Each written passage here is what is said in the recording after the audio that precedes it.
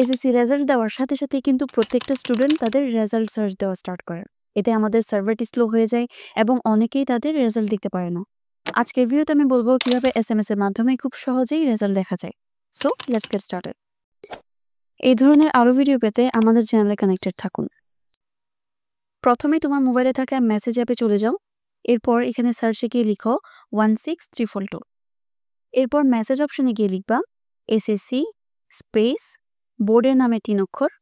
প্রত্যেকটা বোর্ডের ক্ষেত্রে তোমরা কোন কোন অক্ষরগুলো দিবা সেগুলো আমি স্ক্রিনে দেখিয়ে দিচ্ছি। এরপর আবার স্পেস, এরপর তোমার রোল নাম্বারটা লিখবা। এরপর পরীক্ষার সাল। তুমি যদি 2025 সালের স্টুডেন্ট হয়ে থাকো তবে এখানে 2025 দিবা, আর যদি 26-এর হয়ে থাকো তবে 26 দিবা। এরপর তুমি এই মেসেজটা 16342 নাম্বারে সেন্ড করে দিবা। আর হ্যাঁ, এক্ষেত্রে কিন্তু তোমার মোবাইলে অবশ্যই 2 বা 3 টাকা ব্যালেন্স থাকতে হবে, না হলে কিন্তু এই মেসেজটা সেন্ড হবে না। এটা সেন্ড করার সাথে সাথেই তুমি সাবজেক্ট ওয়াইজ তোমার রেজাল্টটা পেয়ে যাবা।